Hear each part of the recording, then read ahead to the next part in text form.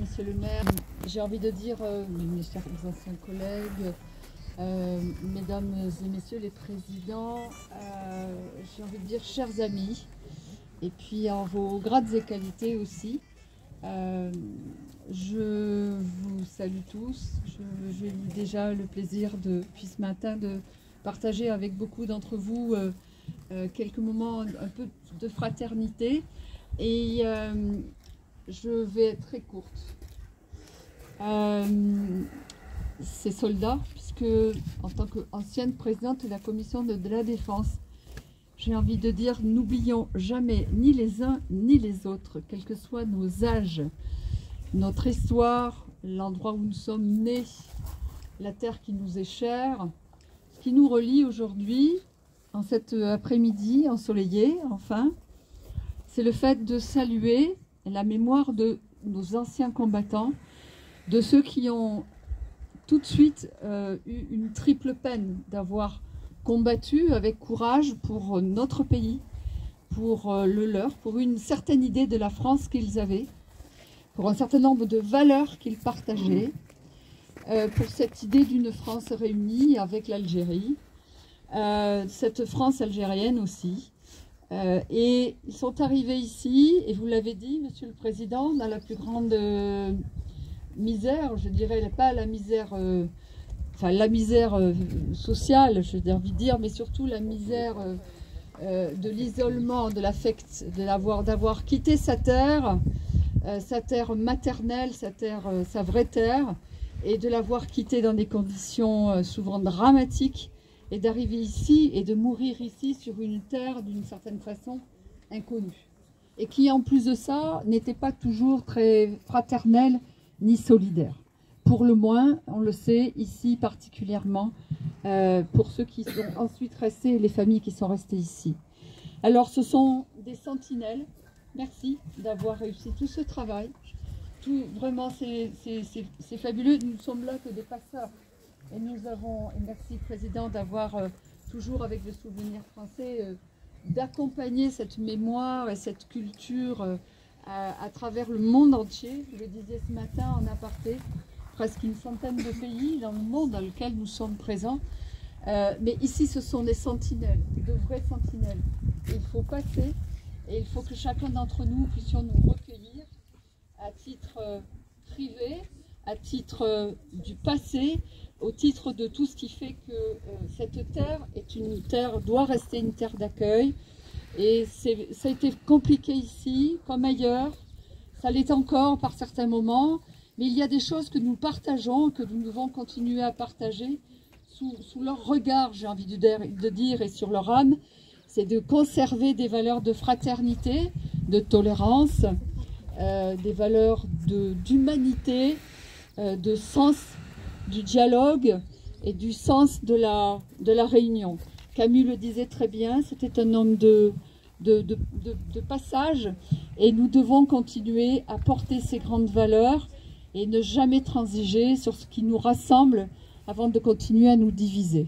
En tout cas, vous tous ici qui vivez, qui êtes issus des familles, des familles elles-mêmes, de ces familles, de vos familles, de ces soldats qui sont morts ici, je voudrais vous dire que soyez fiers des valeurs que vos pères, que vos grands-pères vous ont transmis courageusement, avec beaucoup d'humilité.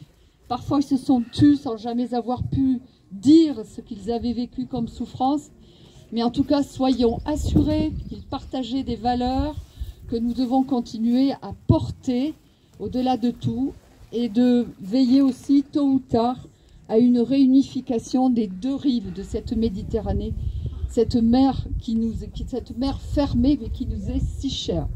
En tout cas, c'est le vœu que je porte ici, et je serai à vos côtés évidemment chaque fois qu'il sera nécessaire de porter ces valeurs-là de fraternité et de reconnaissance du monde, je dirais, des combattants harkis et de vos familles. En tout cas, soyez sûrs et assurés qu'il faut que cette mémoire perdure et persiste telle qu'elle doit l'être en tant qu'anciens combattants. Soyons là pour les honorer.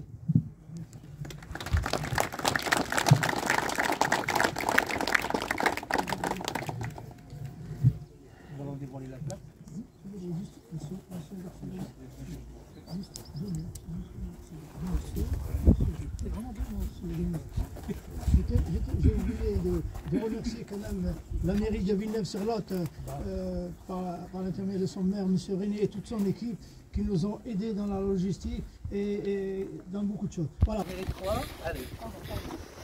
Voilà. Prêt? Voilà. On y va. Prêt? Voilà.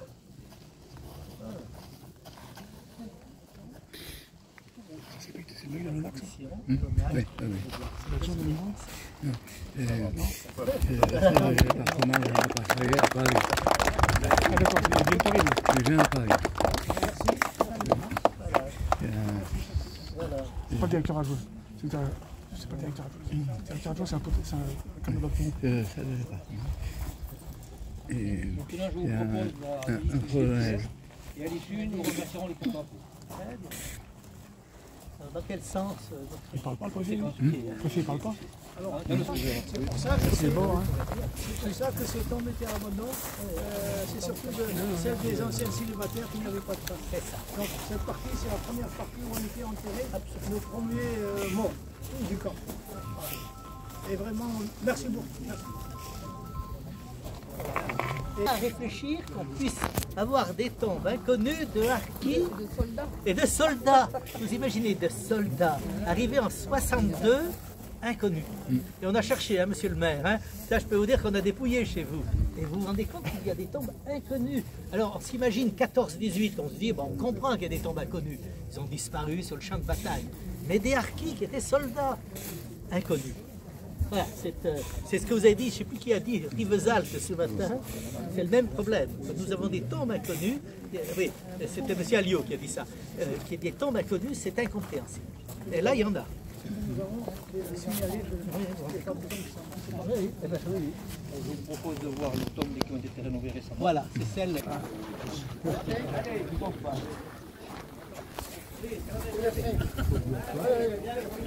Allez.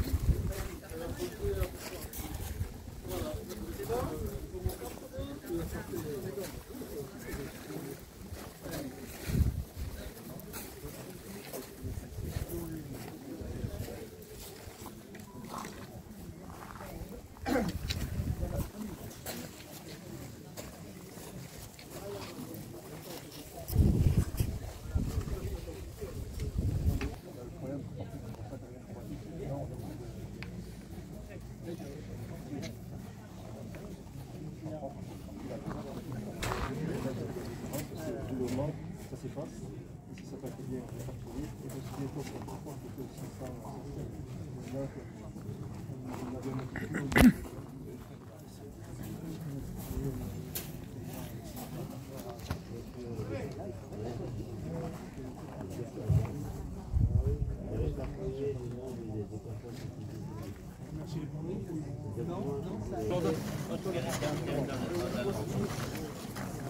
c'est l'un des plus grands cimetières. Nous, on a, enfin, nous, on travaille